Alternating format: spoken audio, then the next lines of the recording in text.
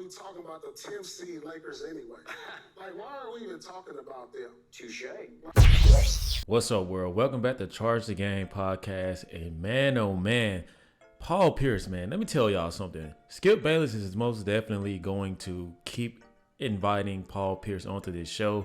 As I told you guys my last few videos, if you guys have not seen the video I made with Kwame Brown and Charles Barkley, they were talking about this exact same thing on how the Lakers are gaining coverage and also on how the LeBron James effect is just simply not working for the Los Angeles Lakers. And Paul Peirce, man, I see why they call this guy the truth. Definitely earned his name and is living up to that name as he went on Undisputed and completely annihilated the whole set, and not in a bad way. This was just specifically facts.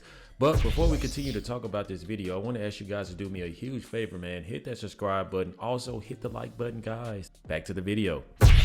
So Paul Peirce goes on Undisputed. Skip Bayless, as you guys will see, he is sitting back eating this stuff up because Paul Peirce literally has provided the most logical explanation, which these sport commentators, they refuse to talk the way that Paul Peirce is talking. But Paul Peirce is you guys already know, he don't care. He got his own money. He has FU money, as Jason Whitlock likes to say.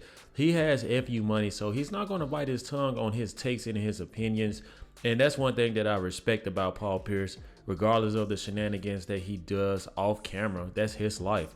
But man, I want you guys to zero in on everything Paul Peirce had to say as we talk about this. Why are we talking about the 9th seed Golden State Warriors when there's other teams out there that needs some light put on them?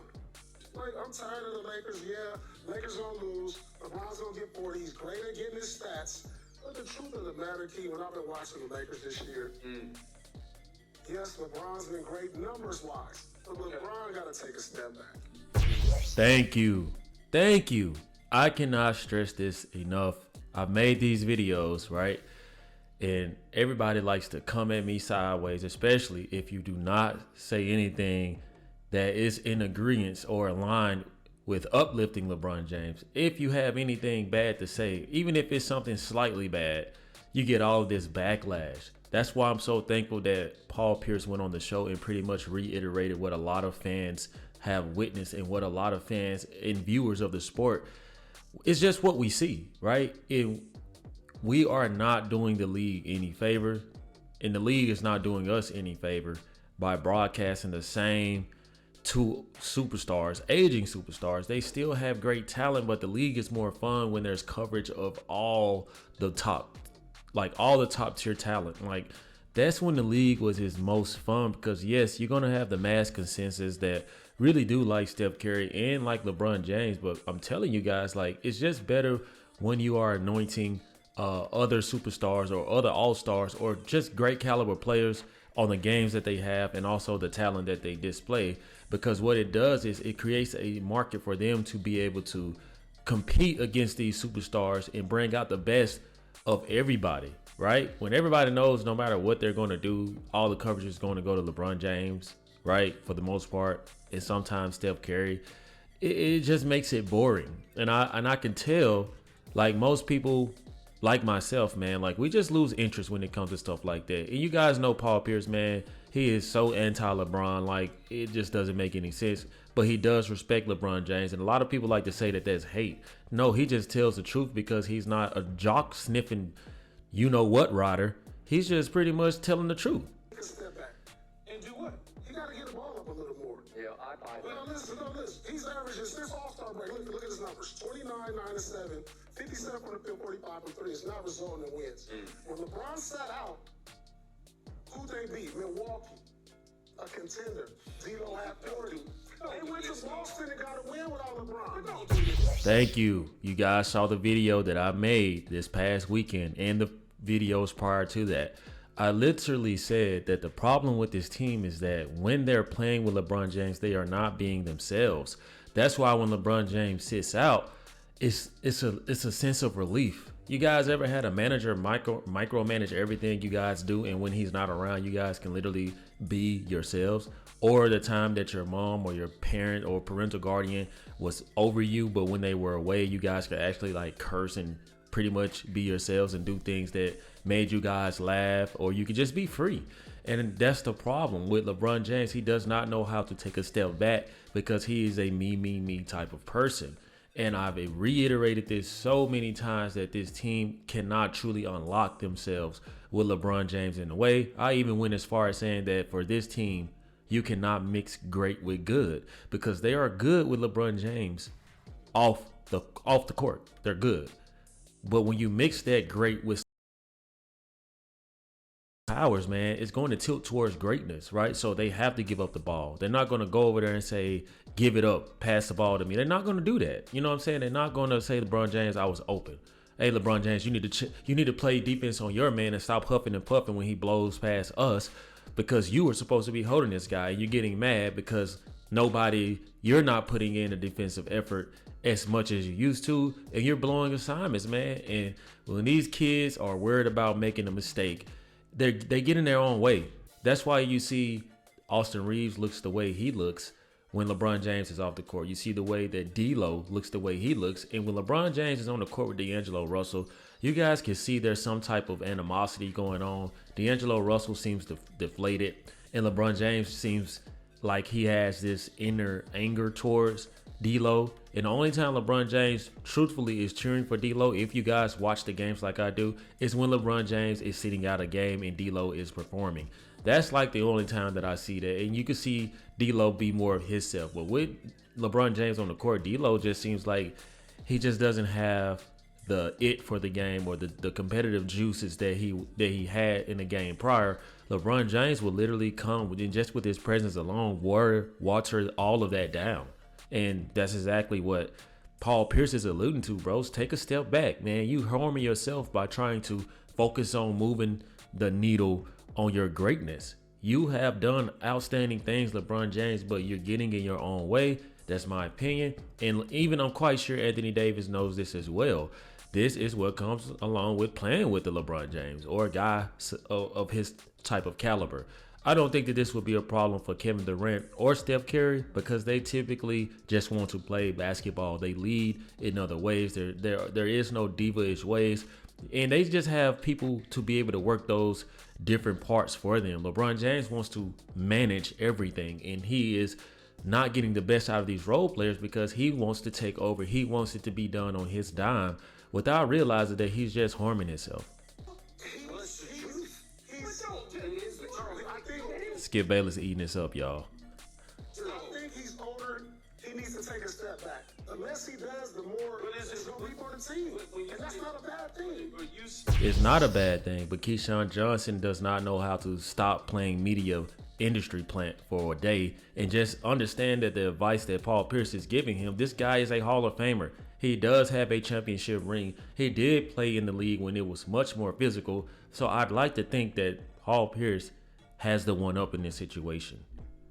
And take a step back in terms of he's two ball dominant. Yeah, but he's two ball. He need to let the reins go. He need to let D'Lo go. He need to let AD go. Reeves. It showed when they played. Their two most impressive wins in the last 2 weeks have been Milwaukee and the Lakers. And for some reason, you would think that Darvin Ham, the coach, would be able to see this with his own eyes and say, okay, I see that this is a chemistry situation, and also the balances of powers. You see what I'm saying? That's why I say, like, these franchises that let superstars come in and run the organization, you never have this problem in football. First of all, you don't have this problem because at the end of the day, the guys in the locker room will straighten this out. Even it don't matter if you're the superstar. The guys in the locker room will pull you to the side. The vets who don't care about none of that, they're going to pull you to the side and challenge you and check you when you are out of line. Nobody does that for LeBron James, right? So what can Darvin Ham do? You just got to sit back and watch the show and enjoy the salary until you are cut off, in my opinion, or trade it. I didn't play either one of Boston. I mean, in Boston. Yeah, right. LeBron didn't play either one of those. That Boston was last year. At Boston. Last year, You man. don't go in Boston and just win. Yeah, but Boston. Reeves looked like the next Larry Bird without LeBron. I mean, And by the way, Key, to his point in the fourth quarter the other night, LeBron got up 8 shots and he made 5. But the point it's was, not resulting in the win. And that's where I agree with Paul Peirce. Everybody's focusing on all of the wow and the breaking the record, this and that. Don't you guys understand that LeBron James has an MO? Like, okay, if we have a terrible season, you cannot point the finger at me. You're going to say, well, LeBron James did this, this, and that, so it must be everybody else around him. No, the problem is LeBron James did exactly this, this, and that. The role players aren't being able to stay in rhythm long enough to be able to support LeBron James along his wrong, because it's just as Skip Bayless said, like, this dude pulling 8 shots, 8 threes, making 5 out of 8 shots in the fourth quarter, where you do have to pass the ball to the role players, and you want the role players to feel good about what they do. They're already going to be heavily scrutinized for coming up short or not supporting LeBron James if they lose the game, and they're going to get all the flack. So the least you can do is let them be involved, let them be happy, let them feel like their roles and their jobs are important. But with LeBron James, you just don't get that. Stranglehold on the offense. I think you can really release this offense if he did a little more swinging the ball, passing, maybe set some screens. We don't need LeBron to get 30 like in the past. I think the less he does, the more for the team, and I think he's got to unlock these players. We're going to make an excuse for the Lakers, like, oh, they need more. No, they don't. You got good role players. You got D'Lo. Reeves, like I said, you got Anthony Davis, who's a top 10 player. And Paul Peirce is speaking the absolute goodness gracious. Get this man a show, man. Like, Undisputed, I know that you've been suffering with your ratings, but having Paul Peirce on this show, think if Paul Peirce was in place of Richard Sherman, who is pretty much annoying. Imagine if you just had Paul Peirce here talking and being himself every day. It creates a equal balance among Skip Bayless, Michael Irvin, and Keyshawn Johnson, because you have somebody who's going to come at you with the facts and challenge you. What Paul Peirce is saying is 100% correct. LeBron James is doing too much. I just told you guys that. I keep telling you guys that, but I'm looked at as a hater because all I want to do is see the game be balanced out. Yes, I may look like a hater because I don't support the me first mentality versus the team first mentality. Yes, he's a fantastic, phenomenal generational talent, but guys, in this situation right now, he is not helping the Lakers, not one iota, and everybody knows that. See, they don't got no rhythm. Thank you. If I'm a role player and I'm sitting there all game and I don't get the ball till 2 minutes left, I'm really just getting cardio. Yeah. Like, it's hard for them to get a rhythm. Yeah, when LeBron don't play, they got rhythm because they touching the ball. Even if you don't shoot the ball, if you getting the ball swung to you, dribbling it, getting a feel for the ball, you can still somehow get a rhythm. That's the way the game of basketball goes. Thank you. Thank you. I just said this, man. You would think a lot of people would have common sense. Trust me, a lot of people don't, because they're going to be just as delusional as some of these people out here in the world that spew BS just for the numbers. And what Paul Peirce is saying is, help yourself, LeBron James. You have to get these role players involved. All we talk about is what LeBron James is doing, but not how much he's doing. So much to the point that we skip over the fact that exactly everything he's doing is exactly what's harming the team. There is nothing wrong with balancing or mixing in the equation of LeBron's greatness and, everything he can offer towards the game, but he's just a superstar with that mentality, that diva mentality, where he wants all the accolades and he wants to be me first. And you see a lot of this frustration with Anthony Davis. I don't care what nobody say, man. You can see in Anthony Davis' face that he don't be for all the fake stuff. This is the second time, even when LeBron James, hit 40K, right? 40,000 points. Anthony Davis was the first person to say, well, we're going to lose. Maybe we should stop focusing on LeBron James breaking pretty much the record, because every time he does something good or significant, we still lose a game. We also saw when he did break the scoring title, how Anthony Davis just sat there because he started to feel like Kyrie felt in the end when they were playing in Cleveland. And Kyrie started to really feel like, bro, this guy is all about himself, all about stats, and I want out of this. And I can see that in Anthony Davis's face. Yes, they're going to shake hands and do handshakes like that because they are on a team together. But anybody with a basketball eye can see that a lot of the stuff that LeBron James does, it can be quite frustrating to be his teammate. You guys weigh in with your thoughts, comments, and concerns on this topic, man. How do you guys feel about Paul, the truth Peirce, coming through, delivering the truth and preaching it to us, giving us this NBA gospel on a lovely Monday morning. How do you guys feel about that? And let me know your thoughts, comment, and concerns in the comment section. Laker Nation weigh in, Celtic Nation weigh in, everybody weigh in. I want to hear everything that you guys have to say. If you guys are rocking with the content and received any value from my videos, please hit that like video. Also hit the subscribe button so that you guys can continue to get the latest drops on my videos. Thank you guys so much for the love and support. Like always, let me know how you charge the game. Peace.